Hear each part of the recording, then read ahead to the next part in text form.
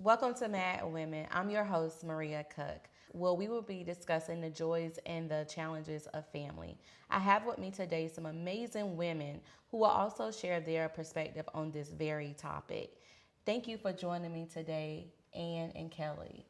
And we're just going to have a conversation about being mothers. I know that I'm a mother. Once upon a time, I was a single parent. Now I have a blended family. You are a married couple, and I would like for you to share your story. So we adopted two boys who they were our very first foster placement, and they just never left. Okay, perfect. And they have brought joy and challenges, and I think being a lesbian couple and having boys who have challenges, I think presents a different challenge within even advocating for them in schools. Exactly. And so teachers sometimes don't really know how to approach us or, their uniqueness. Of course. And, and I think us being women, we don't make as much as men. Exactly. And so that is, it adds a little too. It comes with also comes with its own challenges as well. What do you think, Kellie? I know me and you, we had the conversation, and you just felt like you were just at wit's end on just, the challenges, and I can resonate to a whole level. What are some of the things that you feel that, as well as what Anne has said, that are challenges too? Well, we have two sons. When we got them placed in our home, they were 10 months, and one was shy of being 4 by 2 months or 3 months. So you had babies. Yeah, so they were very young, and the oldest, who was almost 4, they both have special needs. Okay. And the one who was the oldest had the most special needs, I would say. And so it was unique. We'd never had children before, so it was my first time being a mother. And so we kept them in the foster system. I think we did that for about 2.5 years. Okay. And then they stayed in our placement until we adopted them. So the joys were there. It was where, a couple, we got children, family complete, right? Right. But those the joys. Reality set in. Right. Reality set in real quick. Yeah. And the challenges come. Because tell us some of the things. I know, of course, I am a biological mother, and I have my own challenges as well with my daughter and my son. But tell me some of the things that you feel that even if someone was listening to want to adopt a child, what are some of those challenges? Well, Give it to me. Yeah. I'm a social worker Yep. by education and profession, and even I've supervised foster care. I was not prepared. I was not prepared. Wow. You have to be a detective. You have to be a cheerleader. You have to be mediator. But on a whole level that is just so, it's huge. It's because you have foster workers, you have the family, the biological family that you have to take in. Okay. They present challenges, But ultimately, you have to be on the same team because it's about what's best for the boys. Exactly.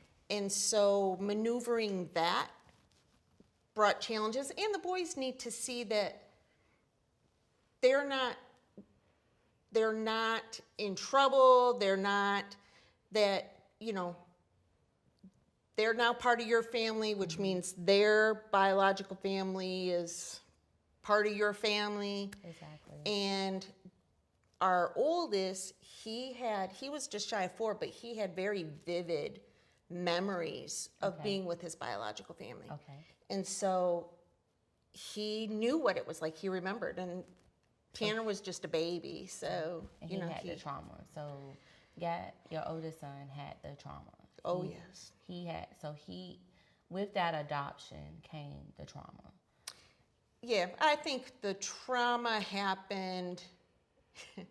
The trauma happened really from when he was very young, Of course.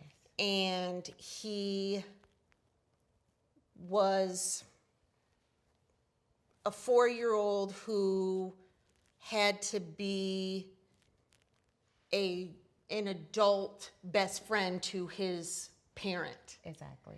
And so to get him to go back into being a little boy, Exactly. and you don't have to control everything, it's okay.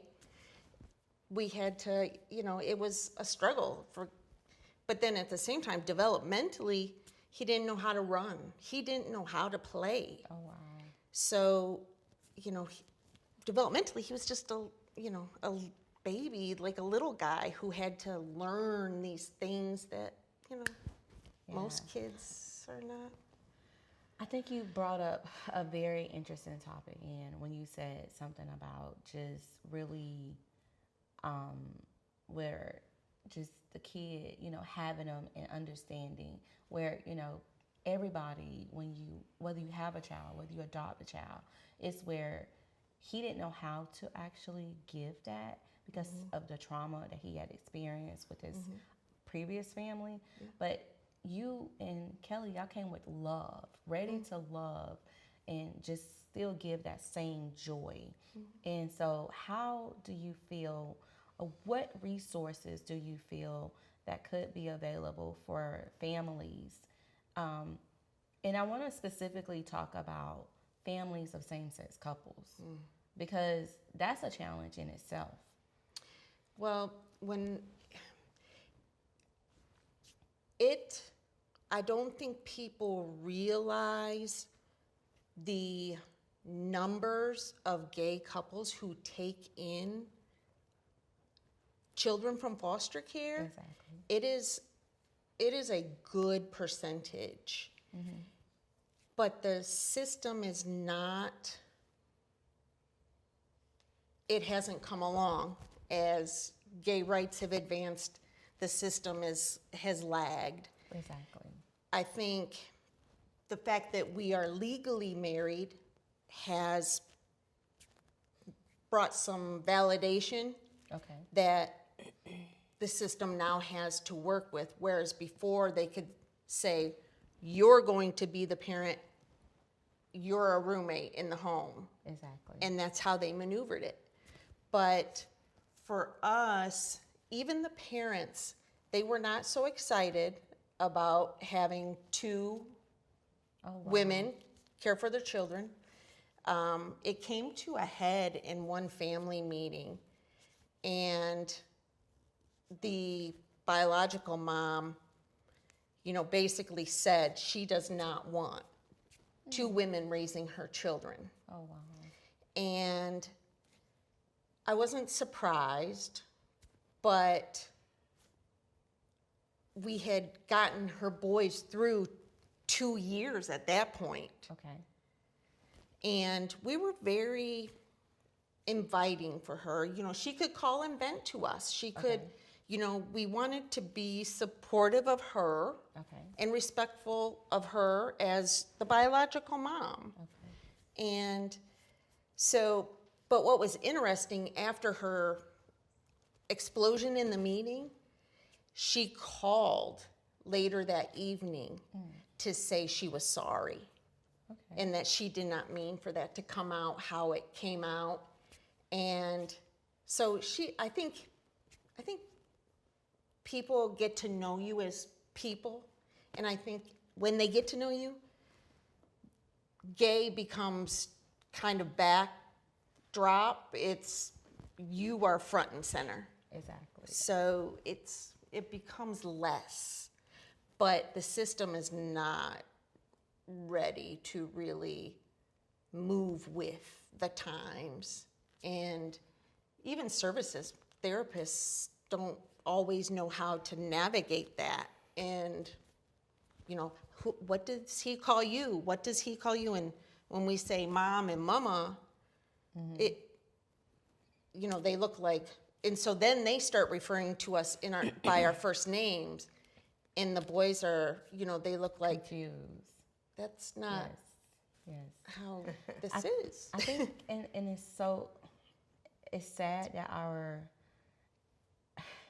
society still thinks that everything has to be traditional. What is tradition? I remember when I moved to Atlanta, and I had an apartment, but I didn't want to live where I lived at, and so my uncle is actually my uncle's gay, and so him and his partner, they were living together, and his partner is white, but I love living with my uncle. My uncle spoiled me to death. I was like grown, working. He literally brought the food to my room. His partner, but his partner would always go pick my son up from school because he worked from home and he was IT. Very, very smart. But it was where, they lived in a very, very nice neighborhood. And I'm gonna just be honest, it was a white neighborhood. But they wanted to know more about what was going on in our house. So much so to the point that my son actually was painting one day at home with my uncle because they would take him everywhere. They would take him to the zoo. I didn't have to do anything. It was like I was a parent, but I was like a part-time parent, but I was working and I was in school, and like they literally helped me.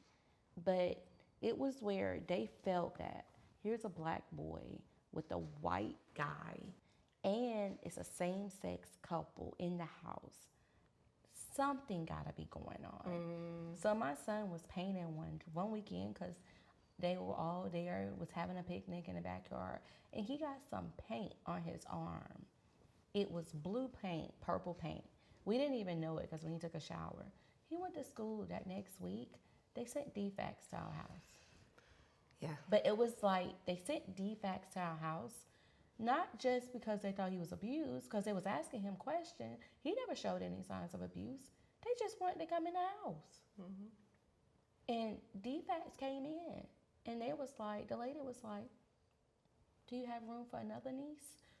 I got 2 kids too. Like my uncle had a big house. There was no reason for me to ever suspect that my uncle would ever do anything like that. My mom was a single parent. My uncle raised me. He would do my hair better than my mom.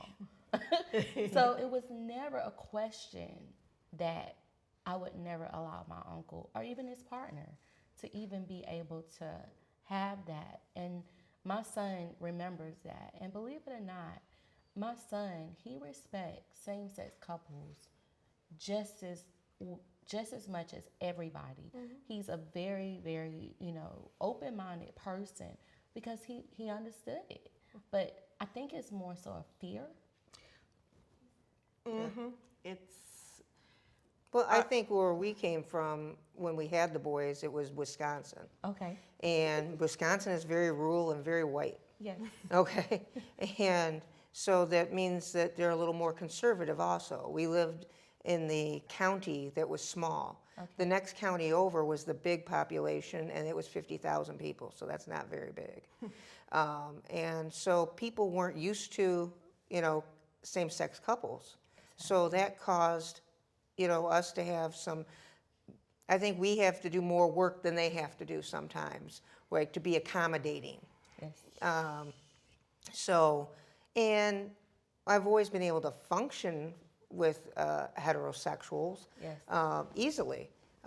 But sometimes I feel like we have to do more of the work to make people feel comfortable. Yes.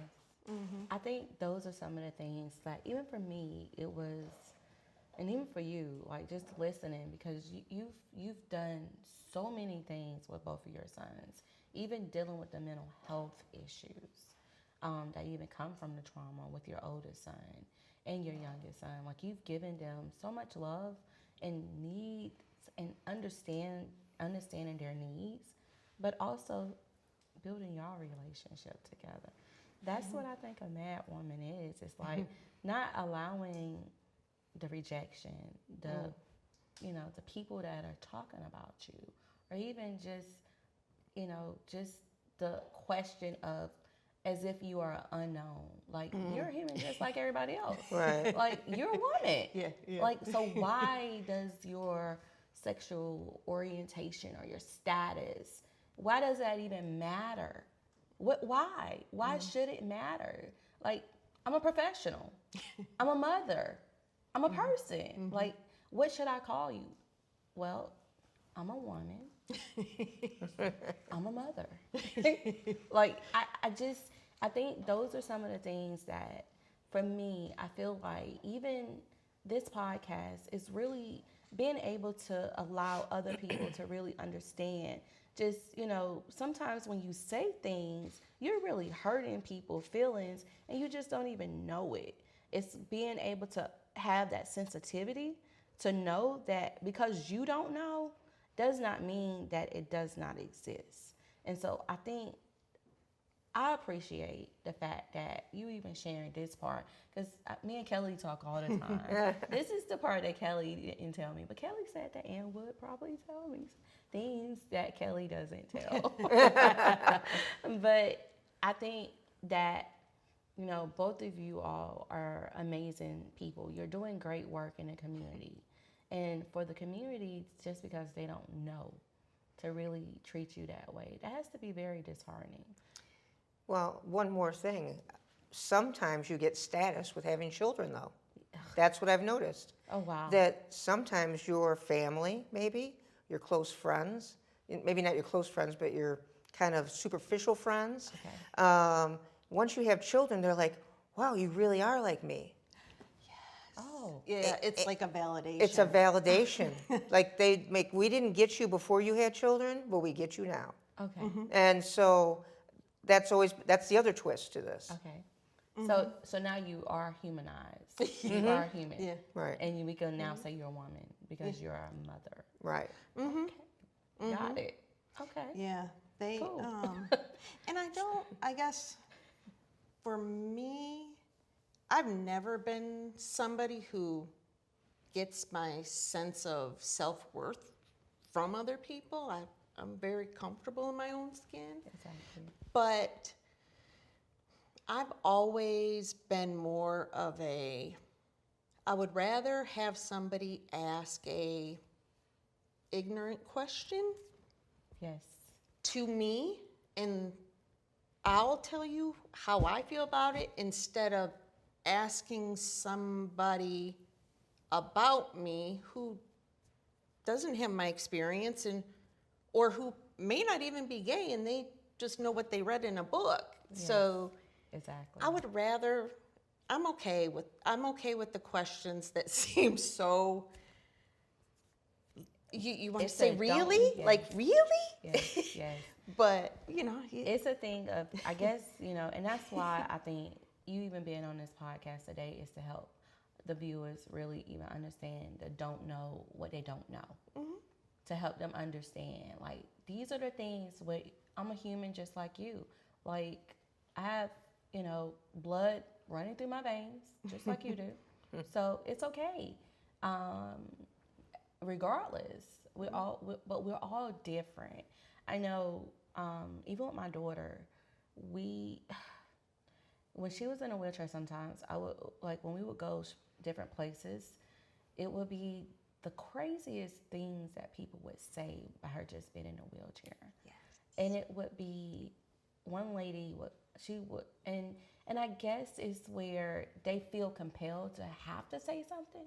But it's okay if you just walk away or just say, hey, because she's okay. Like, she's okay either way. Right. But it was one time this lady walked up to her and she was just like, oh my gosh, you're so pretty in your wheelchair. Oh my. And I'm like, thank you. And I told her then, there's nothing pretty about being in a chair. Mm-hmm. But it's not even ugly either. Mm-hmm. I was like, but Destiny, you okay. Mm-hmm. You're just like her. You just getting around a little bit different. Mm-hmm. And so those are the things that, but if they're saying it to children, if they're, and you know, even kids, when she would be in the malls and stuff, they would stare. And I would be so boiling in the inside. Like, I would be so, like, I would want to be like, ma'am, can you tell your child to turn around? Like, I mean, she's not an alien. Mm-hmm. She's a child, just like kids. Mm-hmm. Like, turn around. But she would just allow stuff like that to really just like brush off her shoulder. And so sometimes I would just be like, okay, diffuse it. We're gonna move on, and we're just not gonna allow it to bother us. But I understand the frustration because, I mean, I'm just a mother with a child in a wheelchair, and it's like we are from a different planet. Yes. Right. Mm-hmm. Yeah, I think that's what it is. It's like they think we're from a different planet. But what is a husband and a wife? Because now you have single parents, you have blended families. And I think grandmas and grandpas raising very small children. And exactly. Mm-hmm.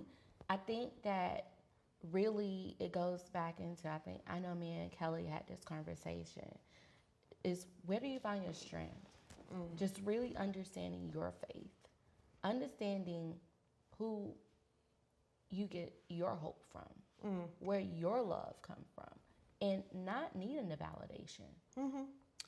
I think, you know, we always, it's been a journey, it's been a challenge, but we laugh through it. Like, that's, you laugh or you cry, and so we choose to laugh. Hey, it's the best way. Yeah, and so, but for me, I'm a mama's girl.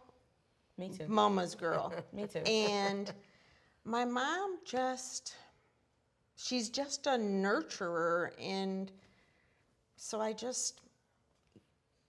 she did what she had to do. I mean, I grew up in a home, my mom and dad, I was the only kid who didn't have divorced parents.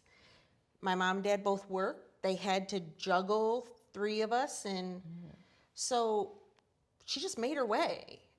And mad so I woman didn't. Too. Yeah. So you knew that mad woman. It was instilled in you as a child. You do what you got to do. Yeah, move ahead with determination, regardless. Not allow circumstances, situations to get you down. You keep moving. Right. Keep moving. I love it. I'm the same way. I think even with when you say mama's girl, I'm a mama's girl.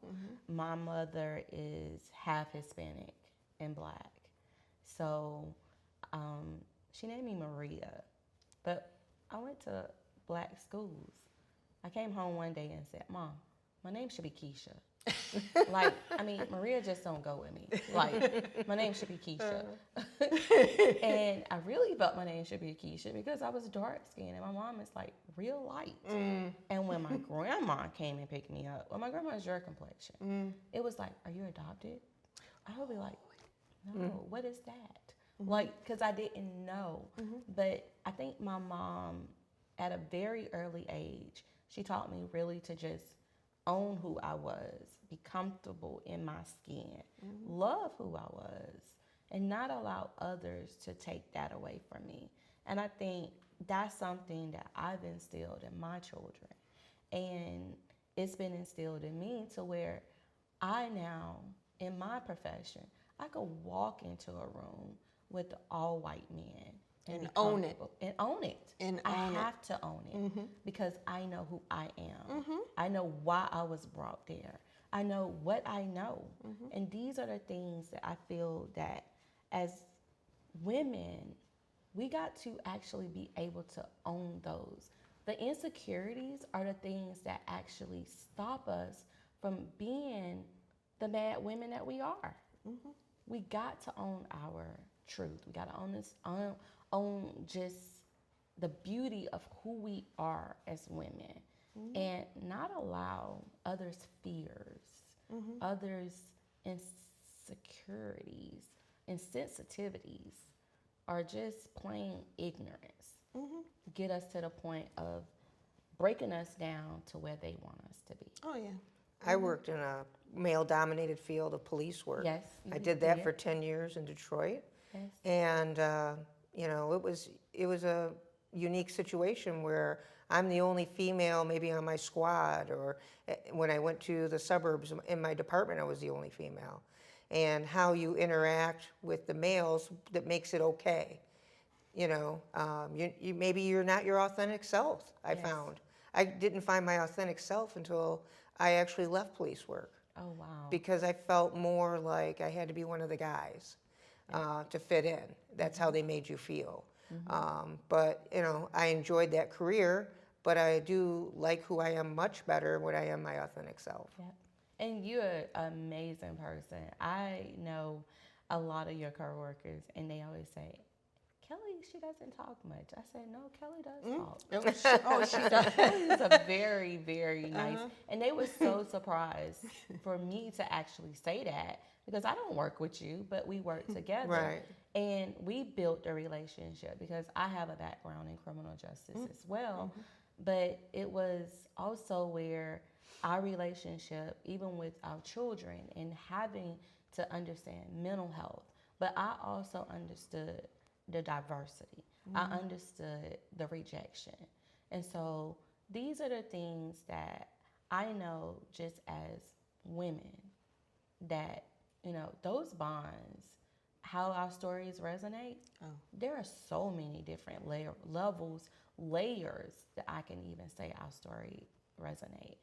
And don't you find that interesting that women, when they sit down and talk together, we have more connection, but women tend to not support each other externally. Exactly.